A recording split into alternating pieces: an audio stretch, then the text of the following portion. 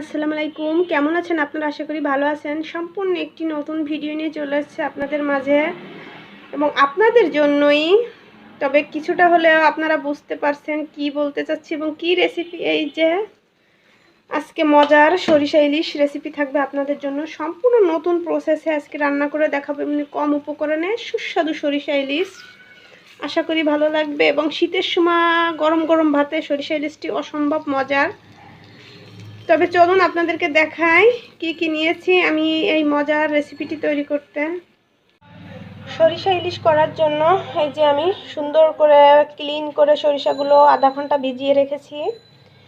এভাবে ভিজিয়ে রাখলে আপনাদেরও অনেক সুবিধা হবে। এর মধ্যে অনেক গুঁড়ি গুঁড়ি ময়লা থাকে, যেটা কাদা আর কি, মাটির দানা, সেটা নরম হয়ে যাবে।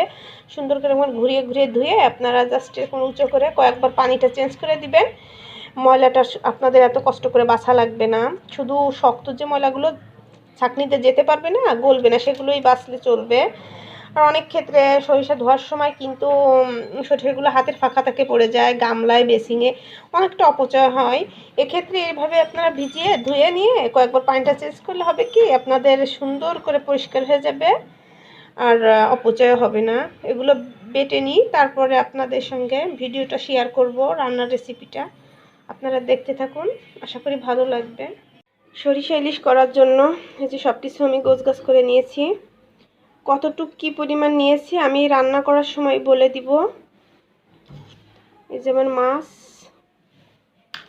চলুন আপনাদেরকে রান্না বান্নাটা দেখাই, তারপরে রান্না করতে করতে আমি বলতেছি। আমি একটা প্যান গরম করতে দিয়ে দিয়েছি।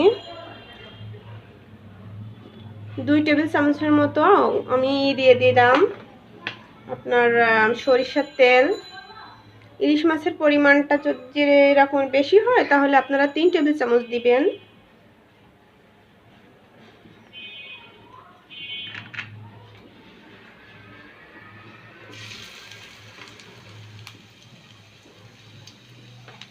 এক টেবিল চামচ পেঁয়াজ কুচি, বেশি দিব না, 1 টেবিল চামচ দিয়ে দিব, কারণ আমি এখানে বাটা পেঁয়াজটাও অ্যাড করব।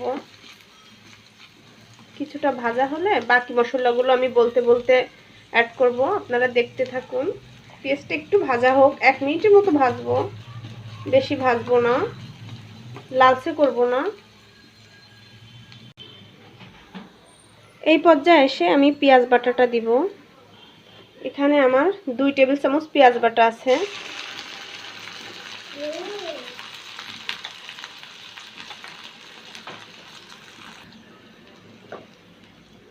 এটা 1 মিনিট আমি ভেজে বাকি মশলাগুলো অ্যাড করব। আমি এর মধ্যে 1 টেবিল চামচ আপনার সয়াবিন তেলও দিয়েছি, সেটা বাদ পড়ছে, আমি বলে দিচ্ছি। আমি তেলের পরিমাণটা এই পর্যায়ে রাখছি কারণ মাছ থেকে অনেকটা তেল উঠে আসবে।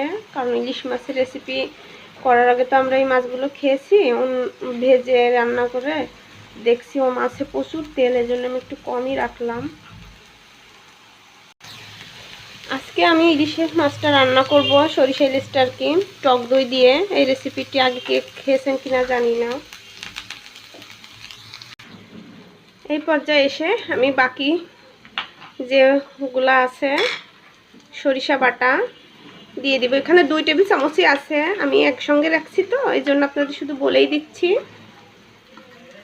মাছের পরিমাণটা আবারও বলছি, যদি বেশি হয় তাহলে তো বেশি, সব কিছু একটু নেবেন, এটা তো সবাই বুঝেন। লবণ, ঝালের গুঁড়া, হলুদের গুঁড়া আমি এগুলো এভাবেই দিয়ে দিব, শুধু ঝাল 3টা পরে দিব।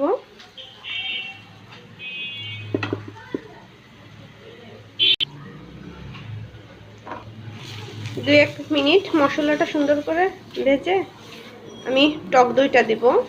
এই ক্ষেত্রে টক দইটা দিব না, একটু পরেই দিব। দেখুন, আপনারা দেখলেই বুঝতে পারবেন।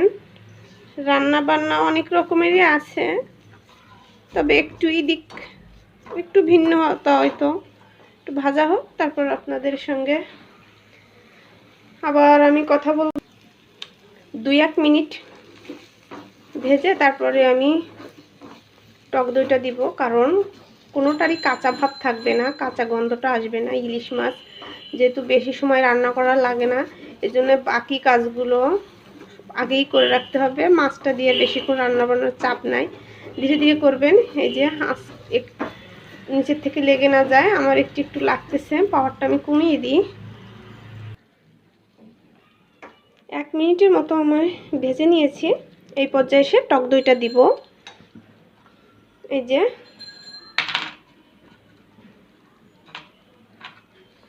2 টেবিল চামচের মতোই আছে, এটা আমি বাসায় তৈরি করছি। এখন টক দইটা দিয়ে আমি সুন্দর করে নেড়ে নিব।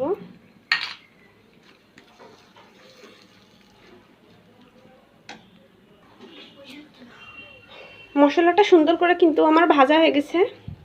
এই যে ধীরে ধীরে আমি কিন্তু মিডিয়াম টু পাওয়ার দিয়ে ভাজছি, হাই পাওয়ার দিয়ে ভাজবেন না, কারণ হাই পাওয়ার দিয়ে ভাজলে হওয়ার আগে আপনাদের মশলাটা পুড়ে যাবে, খেতে মজা লাগবে না।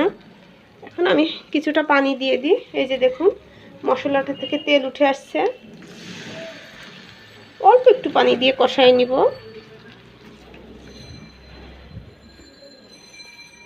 আমি 4 পিস মাছ রান্না করব, এই জন্য এই পর্যায়ে এই রকমেরই মশলাটা রাখছি। আপনাদের তো পরিমাণটা বললাম, আপনারা যদি এর থেকে একটু বেশি রান্না করেন সেই পর্যায়ে একটু বেশি দিয়ে দিবেন।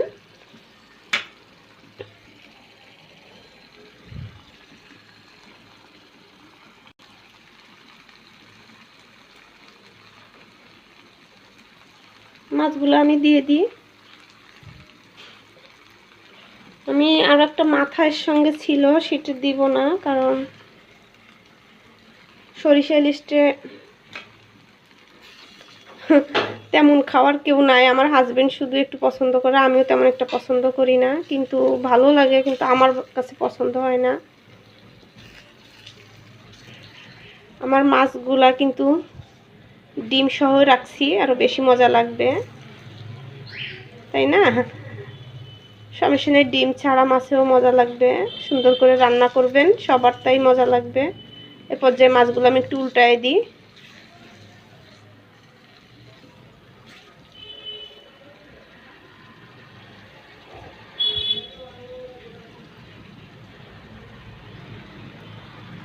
কষানো হতে থাক, কষানো হয়ে গেলে আপনাদেরকে দেখাচ্ছি।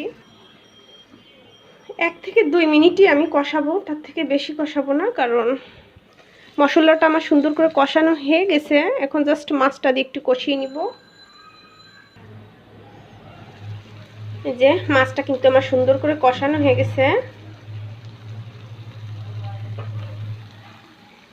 এই পর্যায়ে এসে সব কিছু আপনারা চেক করে নেবেন, লবণ ঝালের পরিমাণটা ঠিক আছে কিনা।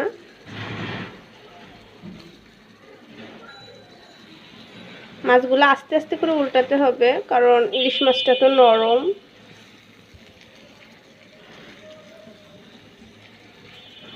তবে যেই যাই বলেন না কেন, আমার কড়াইতে রান্না করতে খুব ভালো লাগে, কারণ কড়াইতে কোনো চামচের কোনো ব্যবধান নেই।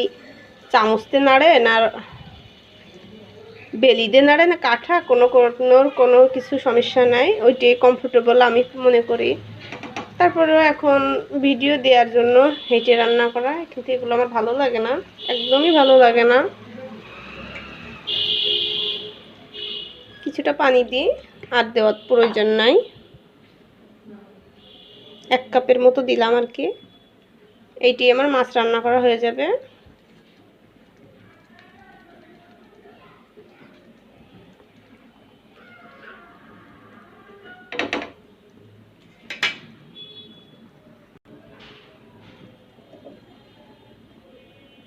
ঢেকে 5 মিনিটের মতো রান্না করব, তো আপনাদেরকে দেখাচ্ছি। মাছটা আমার প্রায় রান্না করা হয়ে আসছে। একটা জিনিস, আমি যেগুলা মশলা দিয়েই রান্না করলাম, এইটা দিয়ে সরিষা ইলিশ রান্না করলে কিন্তু মজাই লাগে। নিজের রেসিপি বলে বলতেছি না, কারণ ইলিশ মাছটা এমনি কোনো কিছু দিয়ে না দিয়েই আপনার শুধু লথি দিয়ে বলেন, বেগুন দিয়ে বলেন রান্না করলে এমনি মজা হয়।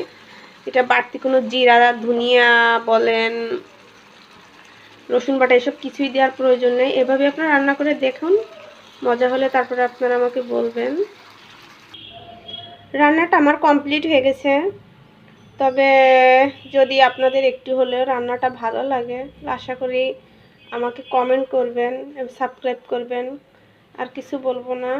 তবে টক দইটা আরেকটা কথা বলে রাখি, টক দইটা দেবেন যেহেতু খুব মিডিয়াম টু লো পাওয়ারে রেখে আপনারা সুন্দর করে তলের থেকে নাড়তে থাকবেন, কারণ যখনই টক দইটা দেওয়া হয় তলের থেকে লেগে যায়, একটু খেয়াল রাখবেন। খুদা হাফেজ।